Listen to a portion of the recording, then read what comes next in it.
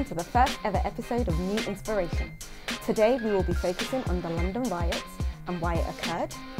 Following that, we will have inspirational moments and a message from Pastor Bayo at the end. Stay tuned. Meet my guests. This is Dupe. Hi. And this is Toby. Hi. So, today we'd like to talk about the UK riots and why they occurred. I'd like to hear some of your opinions on why the UK riots occurred. We know that the media has spun a web of truths and some lies on why they think the riots occurred. We've heard of youth inequality, unemployment. There's been such a range of things that we've heard about. But what do the two of you think caused the UK riots? Dupe?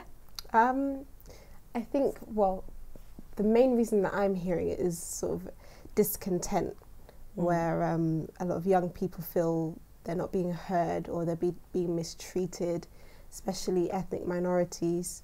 And I think that a lot of people have said that the riots were the young people's way of showing that they're here and that there's issues that need resolving.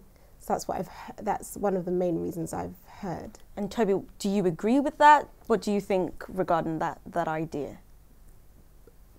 Not really agree with the whole. I just thought it was a shout out. Shout out by whom? A racial group who feels undermined. Which racial group? The minority. You were the minority. Go there. Tell us what you're thinking. The black people. The black people. All right. But I've seen some of the footages of the UK riots, and it wasn't just black people. Well, unfortunately, it was only the black guys shown running down Peckham Rye. Okay. I take it you live near Peckham. Yeah. Okay. Dupe, what do you think? Do you think it was a racial thing, or? Well, I don't really think it was, honestly. I think when you see some of the video clips of what actually happened, and you find out about some of the areas that it took place in, you find that it's pretty much a multicultural affair. Like, yes, in Peckham, the concentration of black people in Peckham is huge. So obviously the people that were rioting in Peckham were likely to be black. Exactly. But in Croydon, it wasn't just black people, was it? Or in Birmingham and Oxford. Or Leeds. Okay, well, all right. Let's take it out of the racial view. Yes, there were white people rioting as well, but the white folks were smart about their rioting. Okay. They actually were able to set cars on fire. They actually did things. I don't say rioting was right, but they did things in a structured manner. But what did the black people do? Because you're making some sort of divide. Unstructured rioting, just stupidity. The people that decided to talk to TV cameras while they rioted, what did they expect would happen? They'll get caught and thrown in prison. So majority of people who have gone to court and gone to prison over rioting have been the black ones. Yes, and it really upsets me when I hear that you go to prison for 8 months because you stole Twix. Like, fair enough. So I guess the point Toby's making is, aside from the racial aspect of it, is the fact that a lot of people who did riot, it wasn't a cry out, so to speak. It was stupidity. It was stealing trainers, stealing chocolates, stealing TVs. Yeah, okay. I completely agree with that. But do we all know where the riots started? Tottenham. When? Why? They started, I think, on the 6th of August. No, the 4th of August was when Mark Duggan got shot. Agreed. And that was a big hoo-ha. It was a big hoo-ha. Well, it was more than a hoo-ha, you know. A man, a father of 4 at 29, was shot in a minicab. So people in Tottenham felt injustice. Well, yeah, they felt. But from what I've heard, they started protesting on the 6th, and it was actually a peaceful protest, and it was more a protest against the police as opposed to a riot. So my question is, when did it turn into a riot?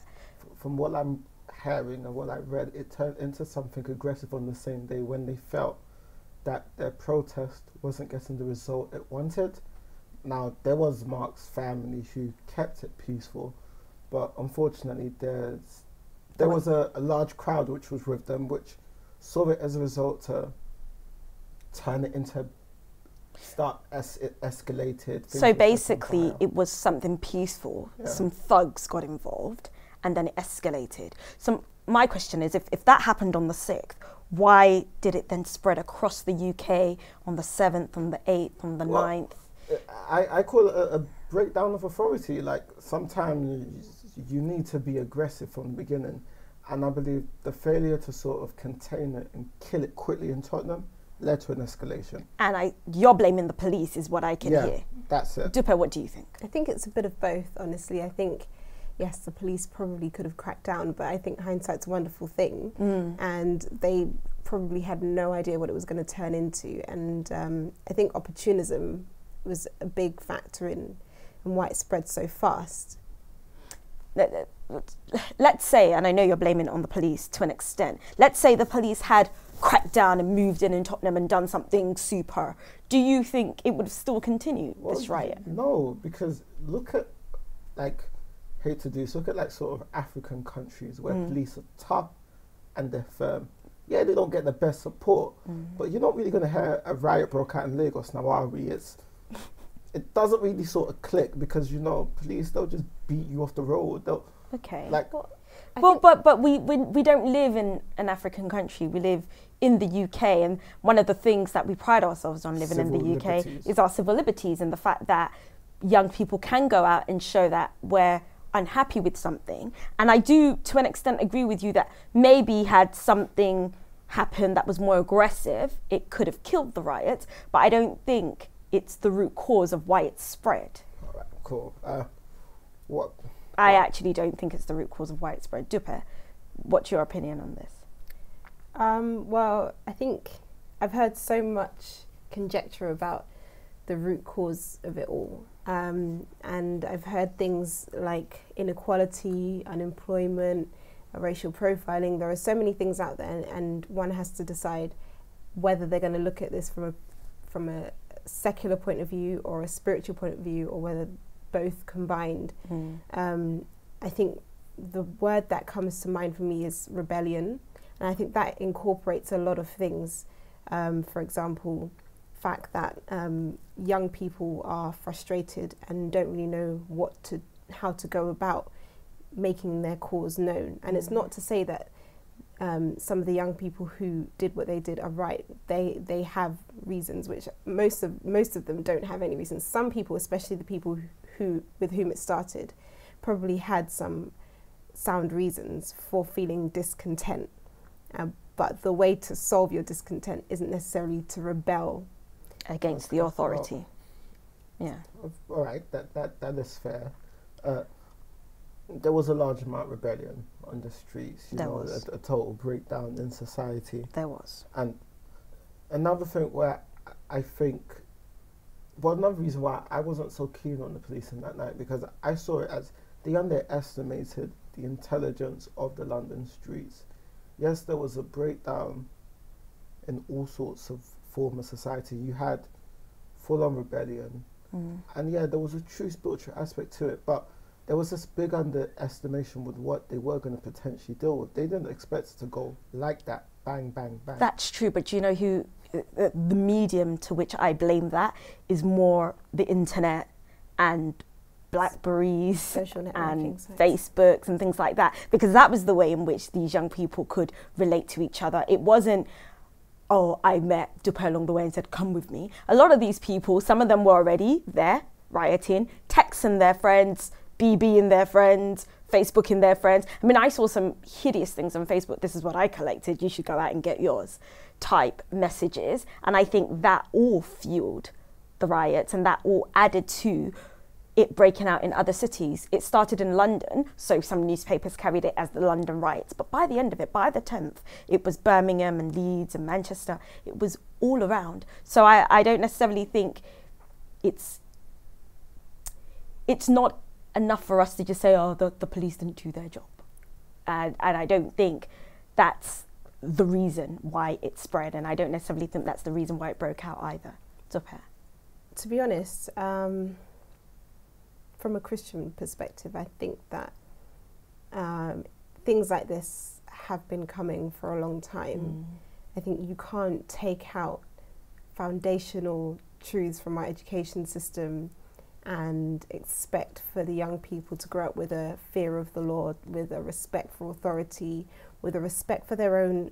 Like, these kids were vandalizing and trashing their own neighborhoods, Streets, their own streets, their own schools. I was reading up in a secondary school got looted. I mean, who could have looted the secondary school but the students? Yeah. And I think it comes down to this, that when there's no fear of God, then there's no fear of punishment or repercussions or the law. And I think to an extent Toby's right, the police aren't able to enforce the law on that scale when the masses of people get together and decide they want to go against the law. It becomes of no effect.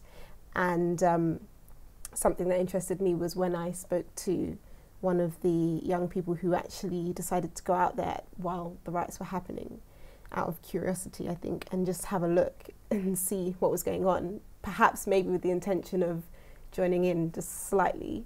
And he got there, and he said that something just wouldn't allow him to go into the shops and take the trainers and everything. It was a free for all.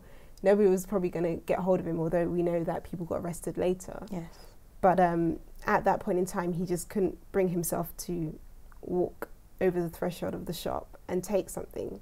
And I put that down to the fact that he's been brought up in a Christian home, and there are certain values that have been instilled in him, that even when he's trying to do his own thing, he won't get beyond a certain point.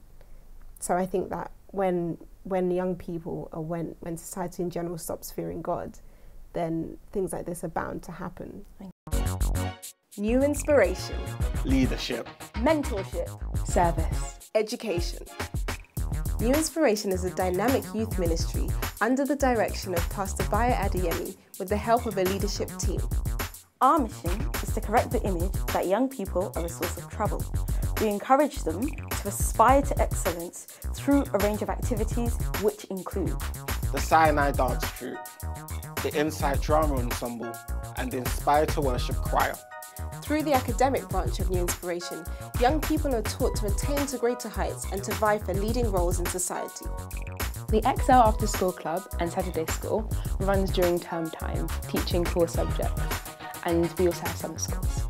Principally, New Inspiration exists to raise up leaders of this generation through the teaching of Christian faith and biblical principles. We hold Inspired to Worship Bible studies during the week and House of Inspiration Youth Church on Sunday afternoons, where young people are taught to apply the practicalities of the Christian faith. New Inspiration also has a charity wing called the Abraham and Sarah Foundation. In addition, we run the Unity Programme and opportunities for singles to network and interact. New Inspiration also assists various other ministries through the Jeremiah Project. To find out more about our activities, contact us on 0207 277 0371 or email us at info@new-inspiration.co.uk. You can also check our website at www.new-inspiration.co.uk. New Inspiration, inspiring for excellence.